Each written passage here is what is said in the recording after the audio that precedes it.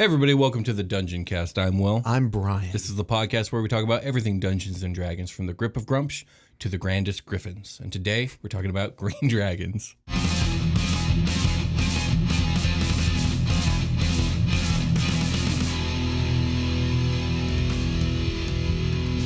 Dungeoncast. All right, Brian. Will. Year of the Dragon. It's the year of the dragon. We're coming up on the last 4 or so dragons. We're talking about a creature that's as green as the bookcase behind me. Indeed it is, yes.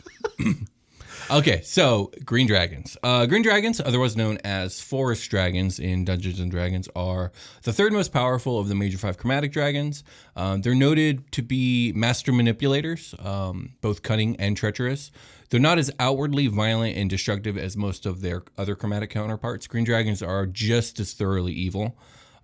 They take pleasure in subverting and corrupting creatures of good, bending others to their will, and advancing their never-ending ambition to accumulate power, both political and literal, through any means necessary. So aside from their emerald green scales, green dragons are most easily recognized by their curved jawline, their very long and tall neck, and their prominent waving crest that starts at the, not the base of the skull, but I guess the forehead area of the skull, and extends all the way back down the tail and down the neck and to the bottom of the tail. Sweet. Green dragons also have thick, leathery, spiked plates that cover their sides, actually the sides of their necks and their tails.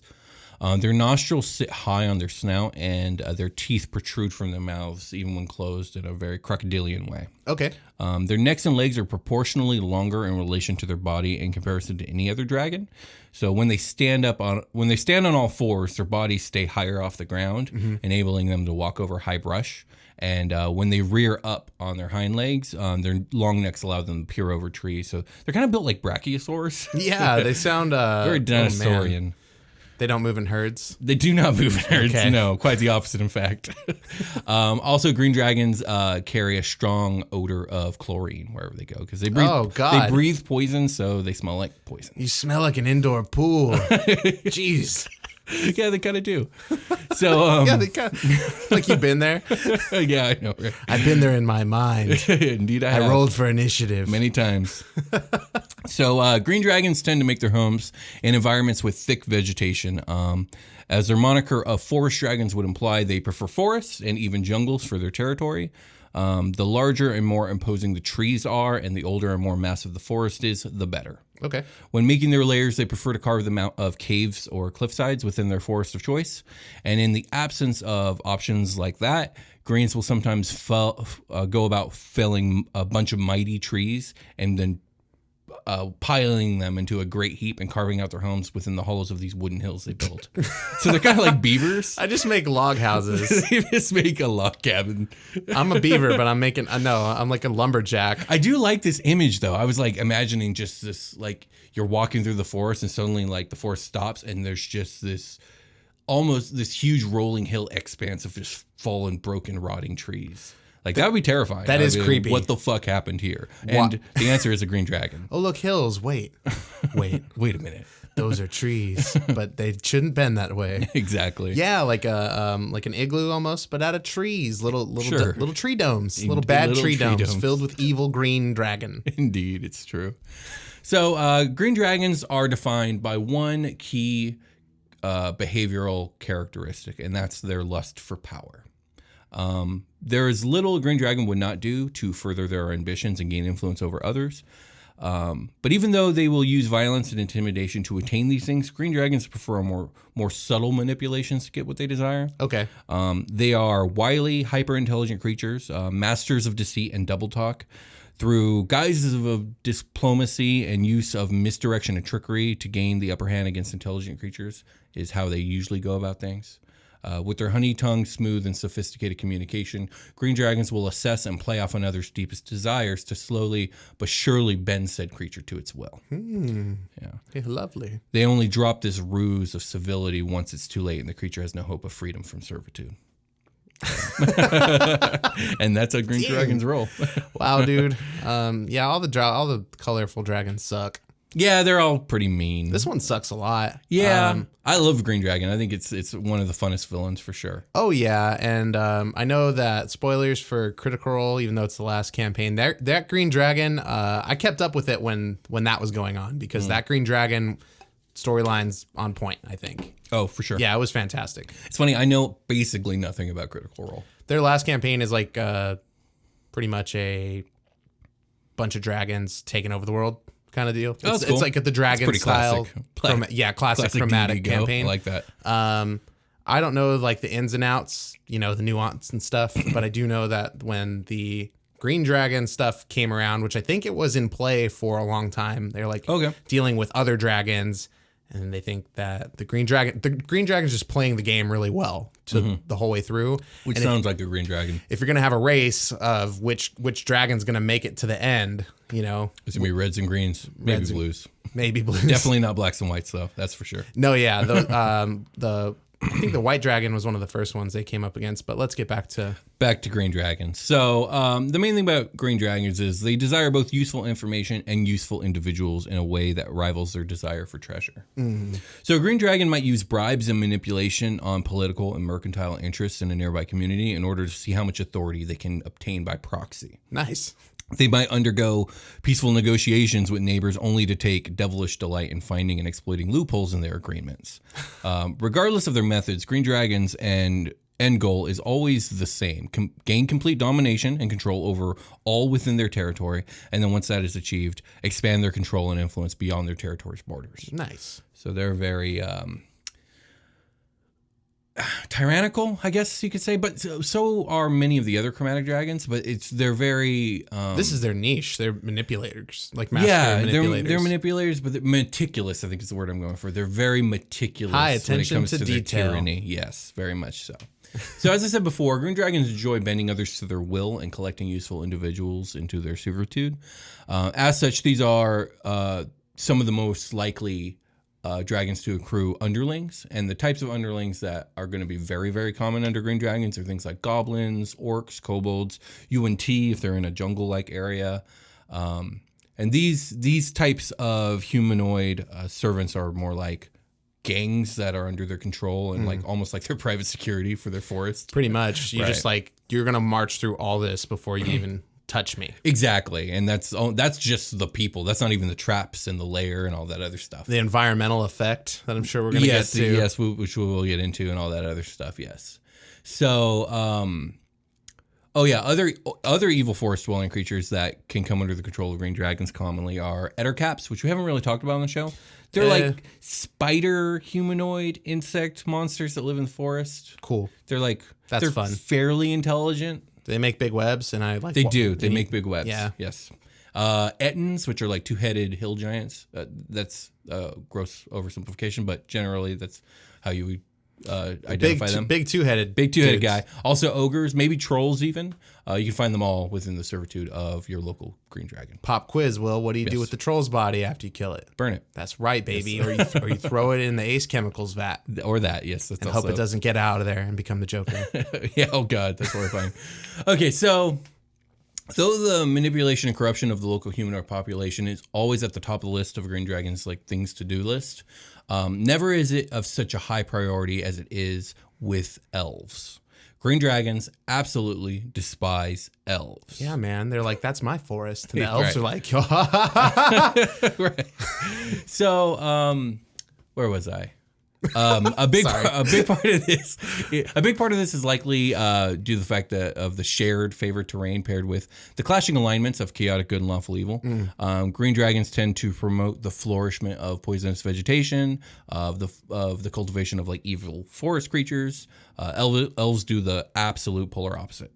Elves tend to make for poor servants due to their natural resistance to being swayed to evil, and their knack for resisting charm magics, and for the resistance to mundane trickery due to the general high intelligence score of the general elf population. And pretty much just because they kind of don't want to. Yeah, exactly. They're just not really into that. They're just not into it. So all in all, elves make for massive pains in the ass for Green Dragons. Yeah, I mean, if you get like 5 or 6 of them together and level them up high enough, they'll probably kill that dragon. Indeed.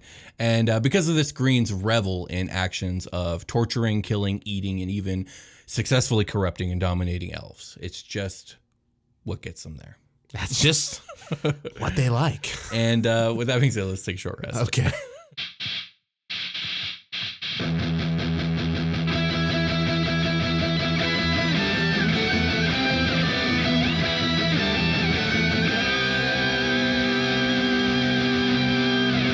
Hey everybody, welcome to the part of the episode we're not talking about that last thing. That's the past. Let's stay in the now. Find your center. Get ready for love. Here it is. Now it's going to come from another guy. I also love you.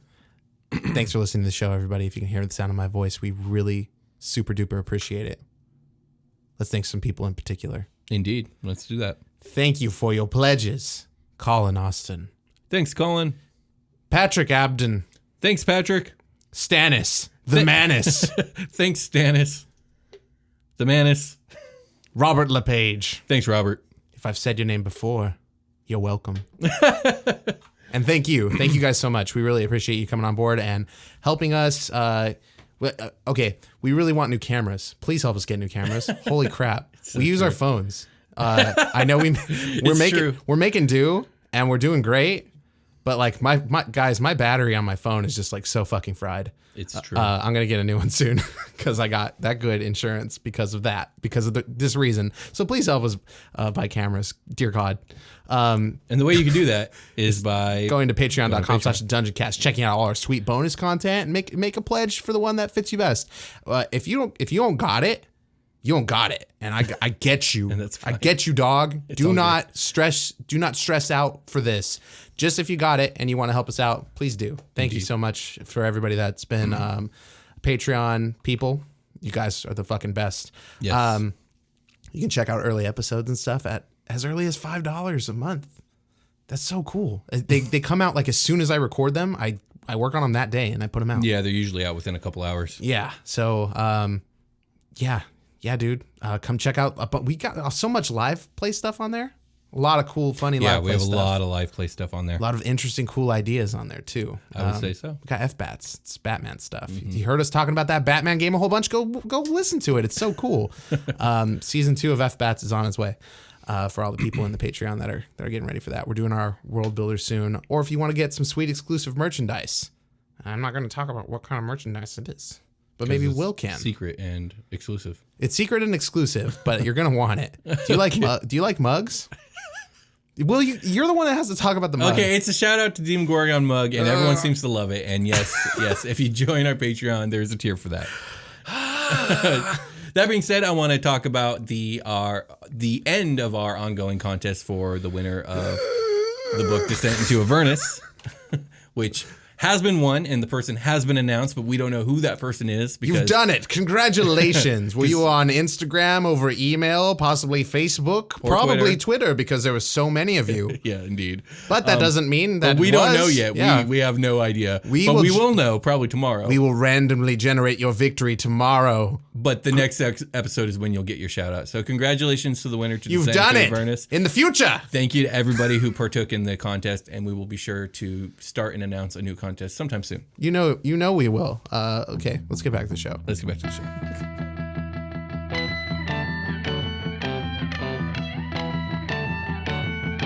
Are you ready? Are we going? Are we live? I'm going. All right.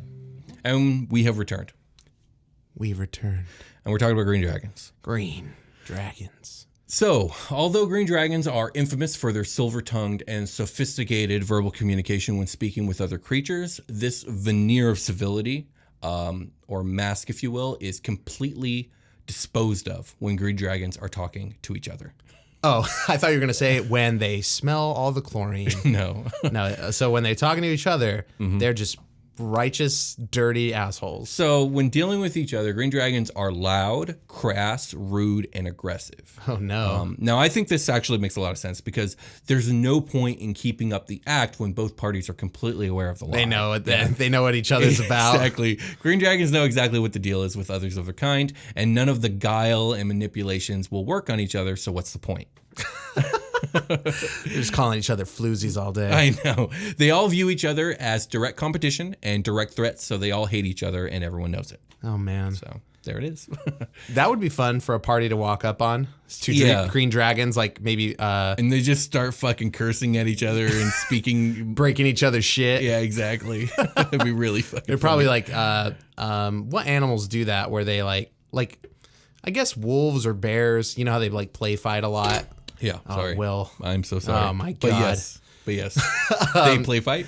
Or play fighting, and sometimes it gets a little more serious. Maybe I don't know what animals I'm thinking of, but like they probably like throw blows at each other, not to like permanently injure, but to like they're getting in a fight. Especially polymorphed. I'm thinking if they like, there's two green dragons just out there. They're bros. They're trying to take over the world, but they get back to their apartment and they just fucking go at it. I mean, maybe it's not really Green Dragon's MO. They're not. They're not. They get back to their swamp hut and they just fucking start kicking each other in the shin. They're like, you're dirty. You suck. And kick each other. All right. Maybe. Is it like that? Not really, but okay. The only civility to be found between green dragons is in two cases. Number one, if there's a large disparity in power level between the two green dragons. So like a younger, less powerful green would be forced to show some restraint when dealing with their more powerful elders. Like an intern and a CEO. I guess so. Although this mask of decorum is really paper thin. Like even then, everyone knows the deal. Okay. And the second would be, the second situation is greens that are courting each other. Although not during the courting, it's after the courting is finished, they finally are nice to each other. What? Yeah, so green dragons during their courtship are still crass and rude to each other, but in the back of their minds, they're discerning whether this is someone that they would choose to have a brood with. Sure, and once it's agreed upon, it's like, all right, we're a team now. Dope. We're a team now. All this other bullshit is out the window. So once a pair of green dragons decide to mate, a strong bond will form between them, and the parental instincts, if you will take precedent. Green dragons actually make for pretty good parents. They are prudent and protective over their clutch, working together as a team. They invest an extreme amount of time and care into teaching their offspring the skills necessary for manipulation and double dealing. Still, this amount of teamwork and selflessness amongst chromatic dragons can only last for so long. And once the wormlings are old enough, they are driven away by the parents and everyone splits ways forever. So this is the threshold. When you're this low on the chromatic power chain, you have to make sacrifices and use teamwork and shit like that to like overcome your enemies and like make sure the next generation is well equipped to go on and not just die to blue dragons like outright or red dragons. And if you're even lower than that, you have to live somewhere where no one wants to go, like in the middle of the fucking Arctic. That's valid. To your first point, I would say yes, but the answer to that really is no, because black dragons and white dragons are weaker than greens, and they are terrible at working together. Yeah. Horrible at it. Oh no, I mean just the green dragons. Like in this instance where they become mates and raise a child, they have like they have moved on from their brutish ways, I guess. Well, it's more along the lines of, I mean, for that scenario, period, they're going to go out and cause mayhem and all that shit. I get that. But okay, so the only instances of chromatic dragons being decent parents are with green and blue dragons, and I think that's right. Yeah, I think the reason for that is because both the cultures of both these dragon types, though they're very different, are both established off of skill levels. Like blue dragons treat their power as a skill that they hone over time. They become really good at combat, really good at tactics, all this other stuff, really good at like managing things from like a lawful evil standpoint. This is the same with green dragons, except for with them, it's all about guile and double dealing. So like it requires a tutor to learn these high-end skills. You got to learn how to lie. Yeah. While a red dragon or even a black or white dragon, they're more naturally predisposed to their nasty behavior. Yeah. Like no one needs to teach a red dragon to be a prideful piece of shit. Or how to like punch good. Or how it knows how to punch good. Yeah, exactly. So yeah, I think that's really where this comes in. Okay. And also like blue dragons and green dragons are the lawful ones. The other three are chaotic evil. So there it is. So anyways, As a general rule, greens avoid other chromatic dragons. Reds and blues outpower them and are not particularly easy to manipulate or worth the risk. White dragons rarely interact with greens at all due to their lack of shared territory. As we said, they live where no one goes. Okay. Although a white dragon would prove easily manipulated due to their very low intelligence and power in comparison to green dragons. Black dragons are the most likely to find themselves in contact with green dragons.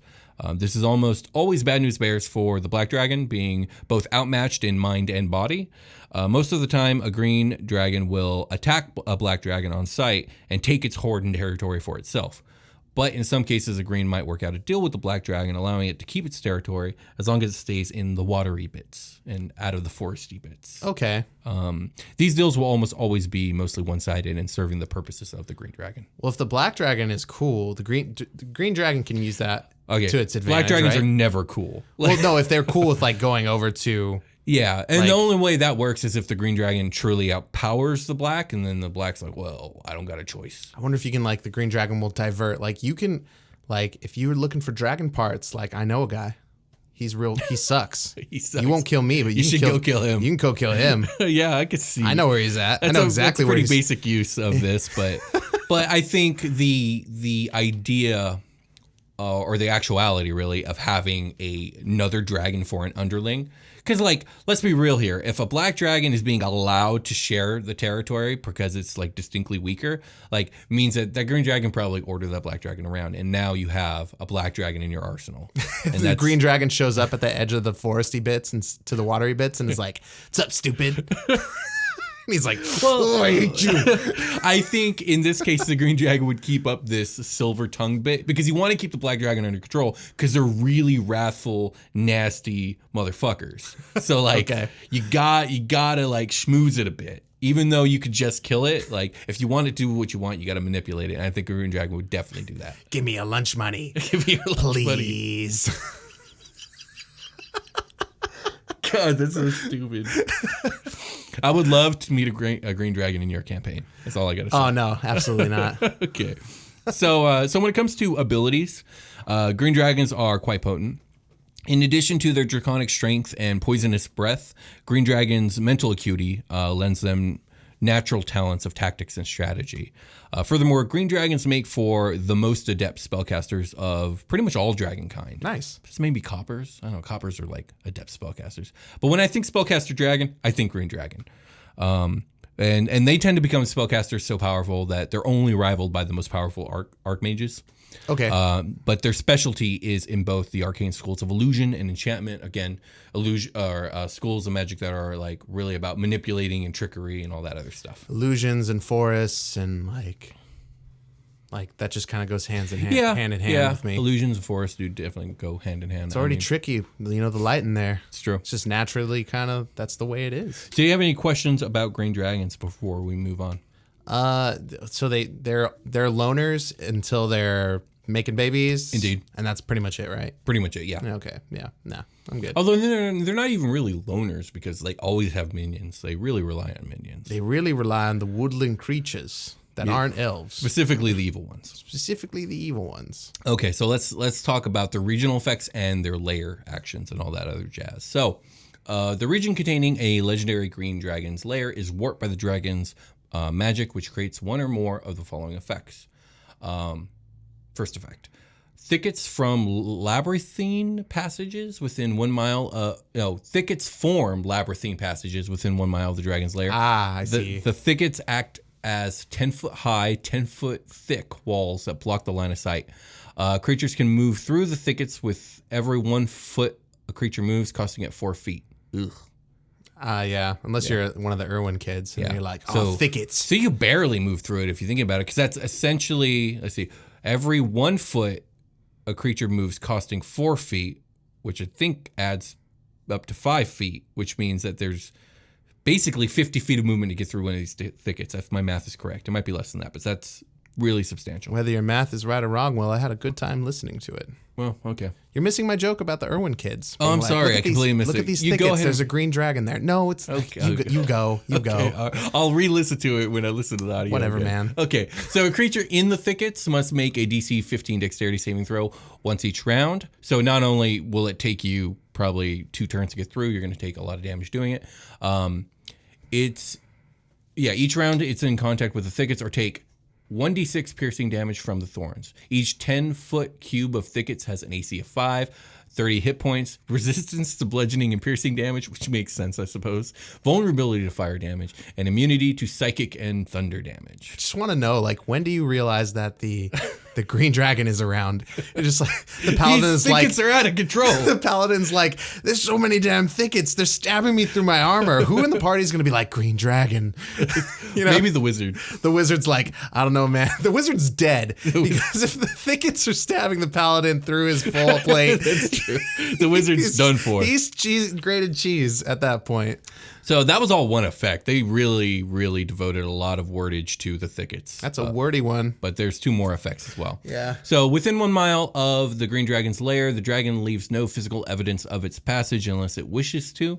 Tracking it there is impossible except by magical means. In addition, it ignores movement impediments and damage from plants in this area that are neither magical nor creatures. Including the thickets described above. So the thickets are nothing to the green dragon. They love the thickets. They love those thickets. They can do that shit in Jurassic Park where you find the one fucking giant paw print of the dragon. As a matter of fact, it says here that the thickets remove themselves from the dragon's path as they move through the thickets. Oh, wow, man. These are some hot thickets. Yeah, indeed. These thickets are out of control. These thickets have a fat butt.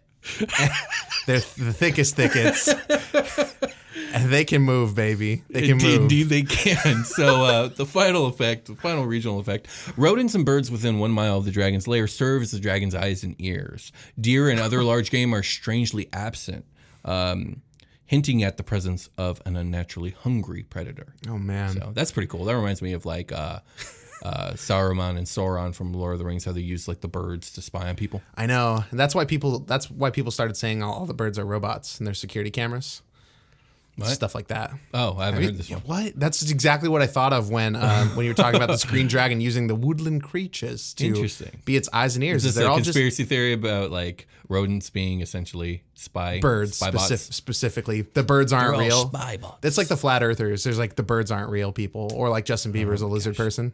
Okay, all right. Yeah, Justin Bieber's a green dragon. You heard it here first. Sorry if you believe in any of that stuff, but I fucking don't. Okay. I'm sorry, man. All right, sorry about your flat Earth, dude. So okay, as we've established with every other dragon episode, dragons' homes also get to do stuff. And they do it specifically on Initiative 20. Most high CR creatures' houses are really sad that they don't do as much stuff as a dragon's house. I know. So on Initiative 20, any of these effects can come into play when fighting a dragon within their lair.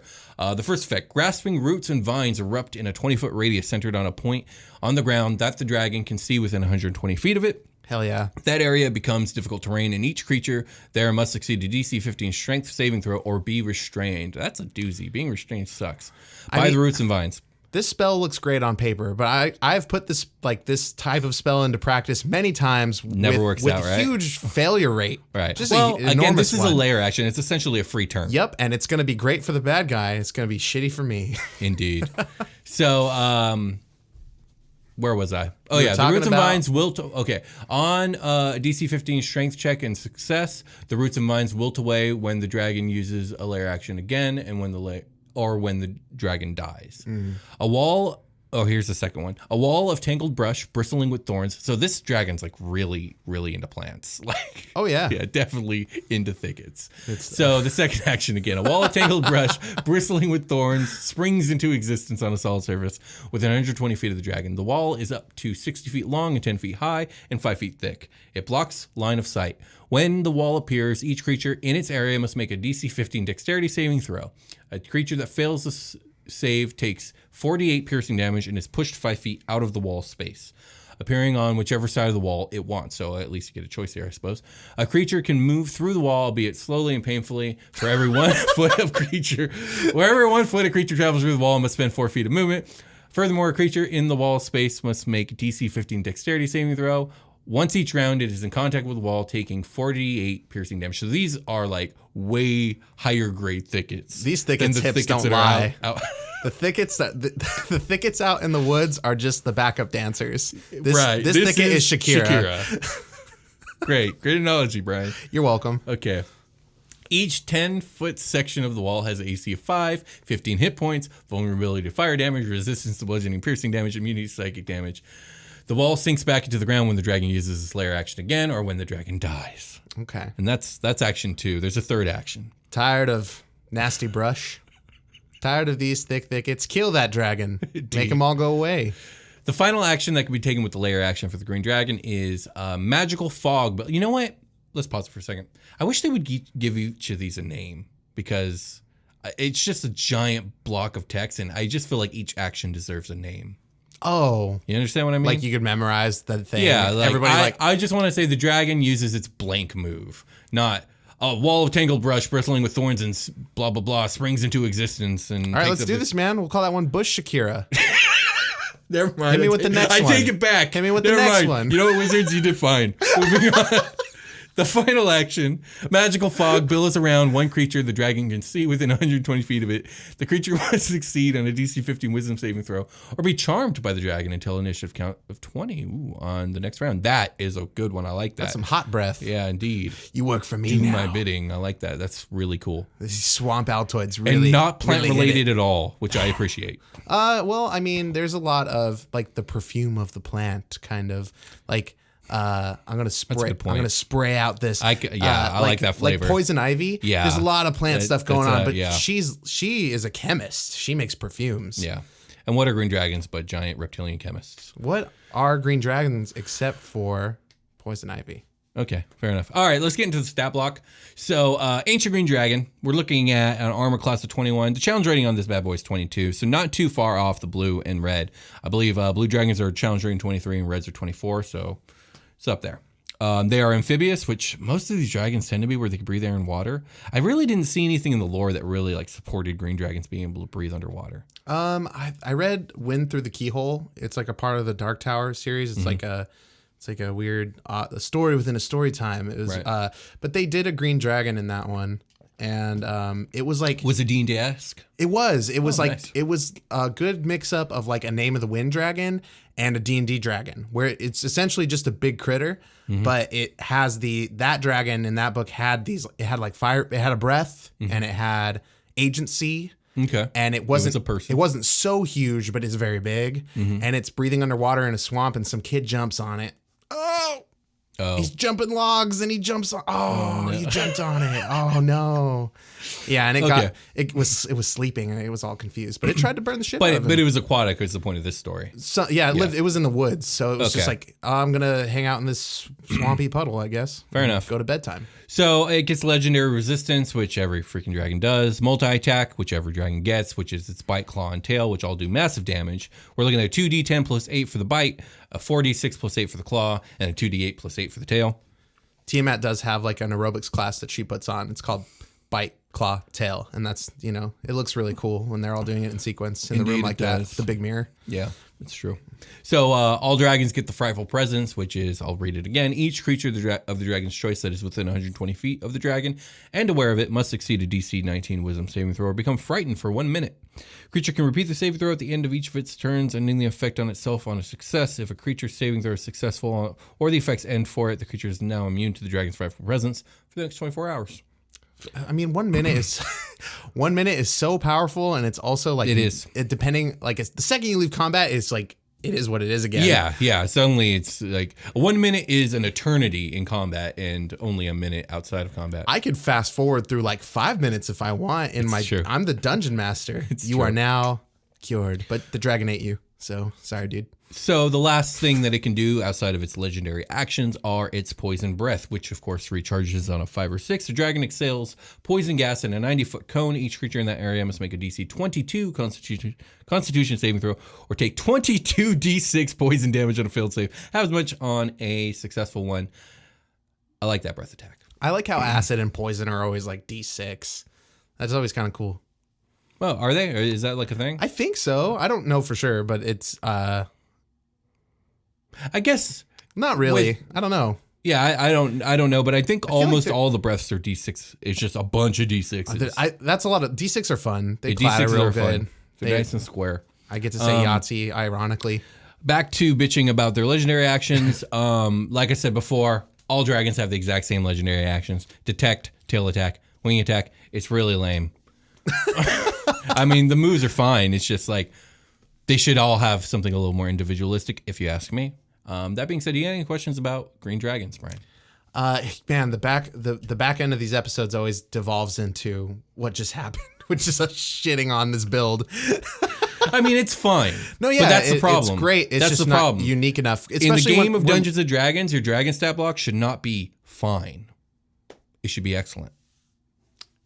You know, you're holding it to a very high standard, but it is in the name. It is in the name. You did name your game Dungeons and Dragons, but back then it was like you had a dragon, right? Like initially, probably in the birth years of this game. No, there was always the chromatics. There's always chromatics. The chromatics were always a thing. Okay, whatever. And then the metallics came not too long after. What if they were made of metal? What if they were made of gems? What if these dragons were made of space? Indeed. They got one. They got one of those. So with that being said, I think we can get ready for a long rest. And before we go, I would like to tell everybody about our merch store. We have a merch store where you can buy Dungeoncast t-shirts and Dungeoncast mugs and stuff related to Super Quest Saga. We have the Super Quest Saga t-shirt and mug, but we also have t-shirts for all the individual characters on Super Quest Saga. I saw that. That was really cool. So if you want a Sebastian Crenshaw t-shirt, we got one. If you want a Carter Huttenberg t-shirt, we got one. We got a Persephone Gold Pedal, and we even have a Primina t-shirt. Yes. So if you guys are interested and you guys want to support us, please check out our merch store. The link is in the description. We'd really appreciate it. I will buy all these shirts myself. One day I'll own my own shirts. Everybody has a shirt but me, I think. No, I don't actually own one yet. We need to get some. We need to get our own shirts. I keep meaning to buy one and then I forget. And then by the time I remember, I'm like, next paycheck. I'm going to get some money back right when I do it. It's true. So thanks, guys. If you do buy a shirt, it does help support the show. And we really appreciate that. And the merch store pretty much exists because you guys asked for it. Yeah, that's true. A lot of people were like, where can I buy a sweet mug that says Dungeoncast on it? I was like, okay, and now you can. Now you can. So thank you guys so much for supporting us. If it's on Patreon, if it's through the merch store, if it's just through listening to the show and telling people about the show, we really, really, really appreciate that. It really does help. And I mean, just fucking thank you. Oh my God. Indeed. What do we got? Anything else? I think that's it. I think here we can call it a game. Hello, game. This is Brian. I'll talk to you guys later.